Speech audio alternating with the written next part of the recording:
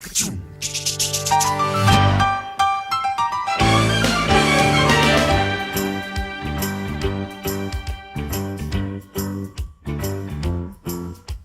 welcome to Community Matters, the show where we bring you important information and insights about our city's issues, departments, and initiatives.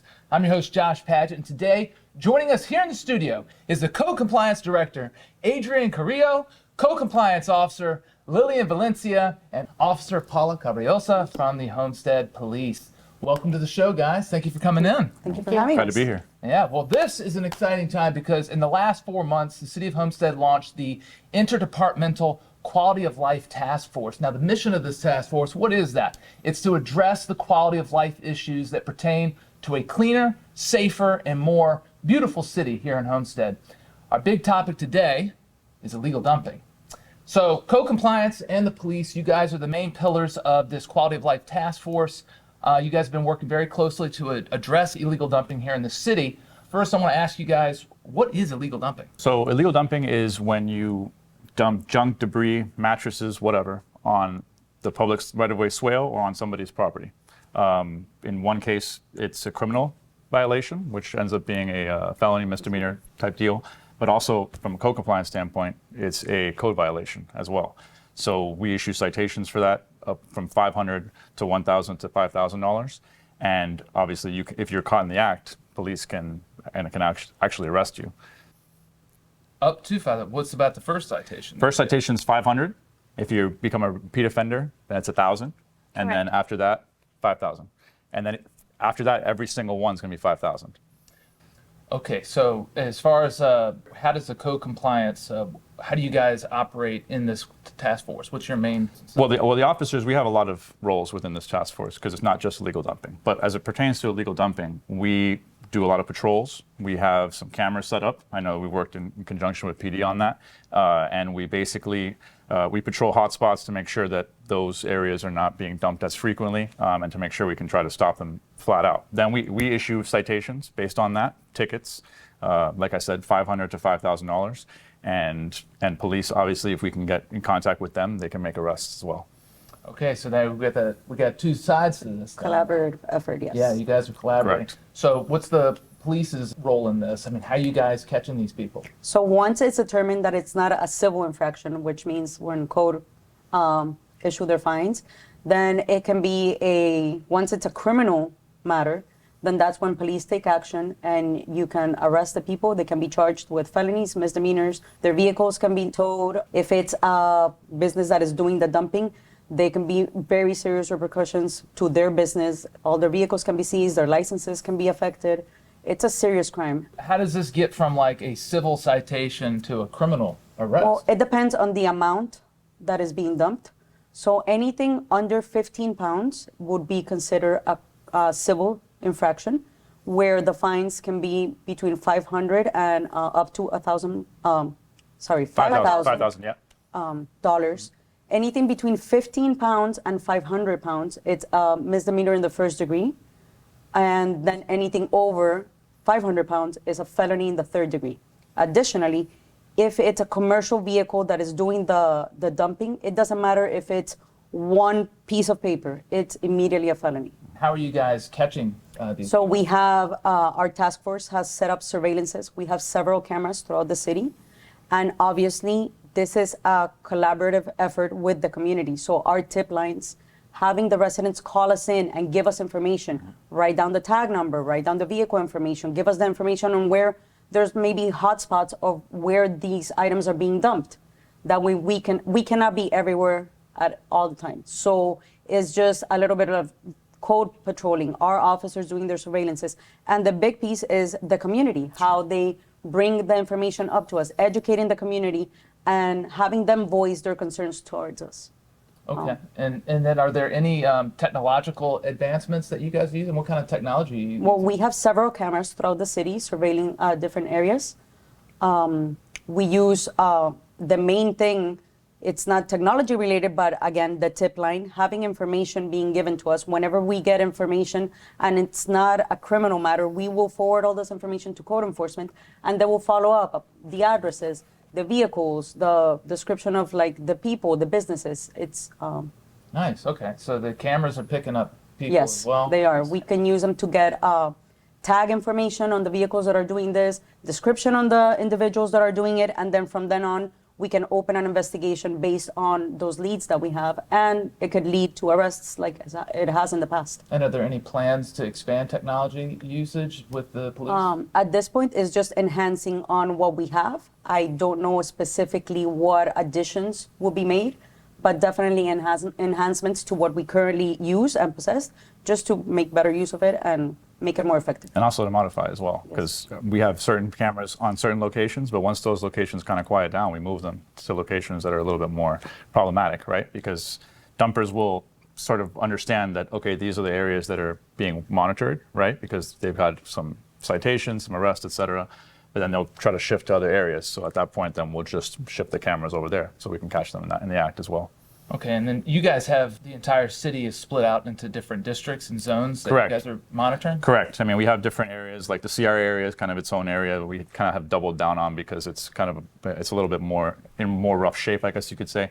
But then we have the northwestern district, we have the southwestern district by the raceway, and then we have the northeastern district, which is more of the gated communities. Lillian, like you're out there every day. Correct. How does your day look like when you get started? I mean, what's code compliance doing every day? So what we do, we patrol every single day. We go out there. If we see a trash pile, we get off, we put our gloves, and we just start digging in there to see if we can find any information that will lead us to the person they put all the trash in there. Adding a little bit more, what Officer Cabalosa was saying is that, yes, they are the ones that they send us a report, and we are the ones that issue the citations. We need to educate our people. We need to educate the community. The correct day to put the trash out is a day before pickup day. So we need solid waste send calendars every year, and it has the days in there for bulk trash pickup. So each zone has different dates, but it have to be one day before pickup day. Okay, so expand a little bit on this education, because education is a huge component here, obviously, for the city, for the residents. Maybe a lot of them, I mean, do you often hear from people like, oh, I just didn't know. I didn't know I couldn't put it out there? Correct. Correct. And if we see it like in front of the property, we can start with a notice of violation and a courtesy. And we'll just mail those to them. And then when they reach out to us, we can educate them. We can tell them, if they don't have the calendar, we can provide them the calendar.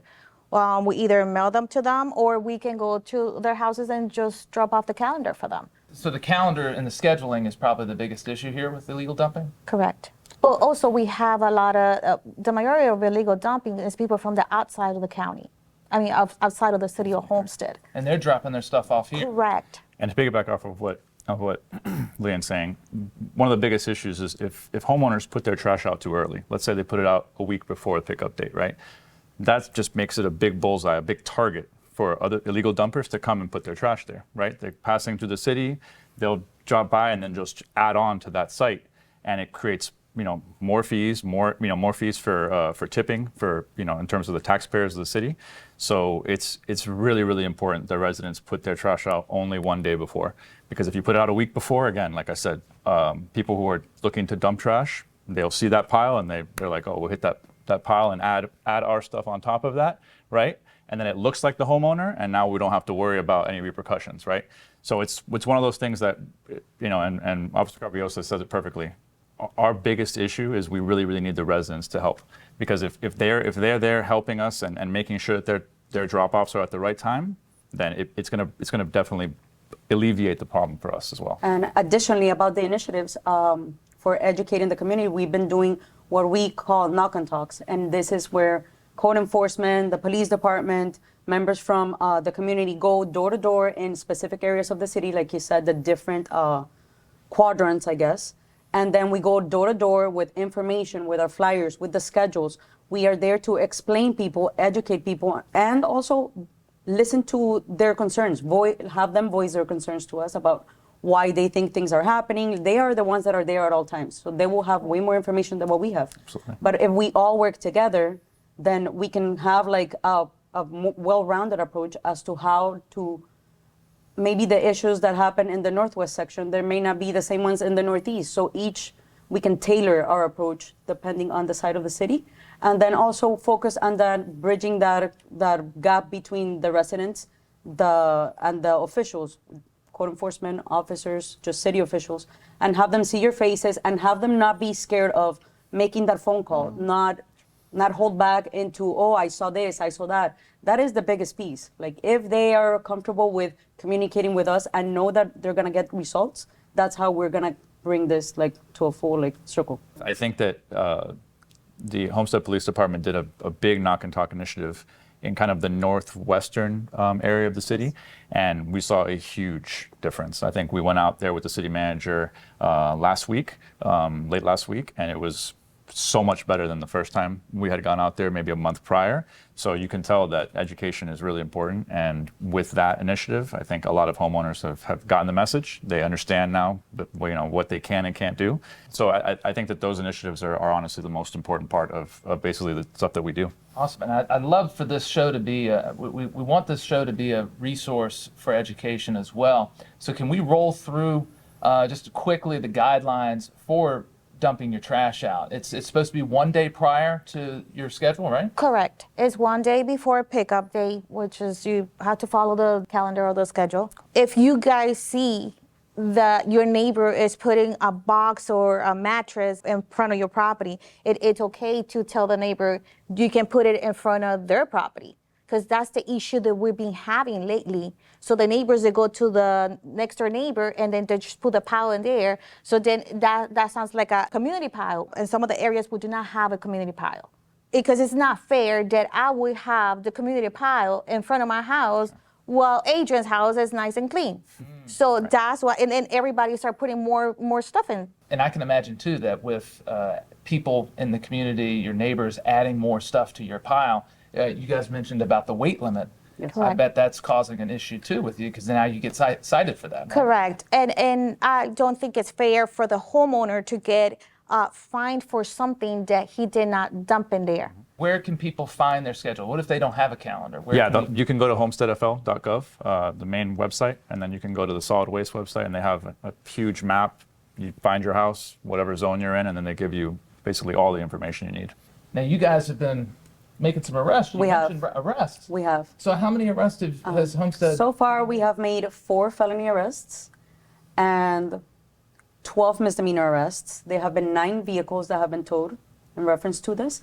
So, like you were saying, talking about the outside people, we're also showing to the non-residents of Homestead that this will not be tolerated. There are consequences. You can't just come to our city and just dump trash or do the things that are not allowed in wherever it is that you're living and come and do it over here in our backyard. We are taking matters into our own hands. We are following up with our cases. Some of our cases in court have been very successful. Judges have ruled in our favor. And it's exciting to see that we can make a difference. So nine cars impounded. What constitutes getting someone's car impounded? Or they are being used in the commission of the crime, and they're being taken for evidence. So if you have your pickup truck and you're using it and we arrest you while you're doing this, your car goes too, not just you. Okay, so you can lose your truck. You can. And you're getting cited for these things. Now, citations, now there's a scale to this thing, right? So the first citation is, what is that, usually a warning, or is that an actual $500? Well, if it's for a resident, we're usually going to get a courtesy notice, basically saying, listen, don't do this again. And we open up a case for that. But the first citation would be $500. And then the second would be $1,000. And then the third would actually be $5,000 from then on. So every single time you do it, $5,000. Have you had anybody that's been ignoring the citations and it just keeps racking up? Of course. Some people just they just don't seem to mind, I guess. I don't get it, but it is what it is. What's the highest amount someone has had to pay? I mean, we had a code case recently where they paid 10 grand. 10 grand. And it was actually up to 55,000, and then the special master mitigated it down to $10,000, and he paid it. So what can residents do to help support you guys, the Quality of Life Task Force here? Okay, the first thing is you can contact the police department. If you witness that this is happening as you are there, you can call our non-emergency number. It's 305-247-1535. Give all the information there. The most important thing we can tell you is do not approach the people that are doing this. Just give us their information. We will send an officer. Make sure you stay safe. You can also give us a call to our anonymous tip line. It's 305-224-5595. We do not need your information, but the more information you give us about the individuals, the vehicles, whatever information you have, the easier it is for us to follow up on those tips. And you can contact code at 305-224-5580 and also at code@homesteadfl.gov. Also, if you haven't downloaded it yet, guys, you can find the Fix It Homestead app in the Google Play Store and the Apple App Store. You can find it also at homesteadfl.gov/fixit. You take a picture with your phone, it geolocates the illegal dumping, sends it to these guys, they can get it fixed. Thank you guys again for joining us here in the Happy to be studio here. Thank you for today. having us. We appreciate it. Everyone back at home, thank you for watching this important episode of Community Matters. We've had an insightful discussion here today about the efforts of the Interdepartmental Quality of Life Task Force in tackling illegal dumping and improving the overall quality of life in Homestead. I want to extend my thanks to Co-Compliance Director Adrian Carrillo. I also want to thank Co-Compliance Officer Lillian Valencia, and of course, Officer Paula Cabriosa of the Homestead PD. Thank you guys for sharing your expertise and dedication to keeping our city clean and safe.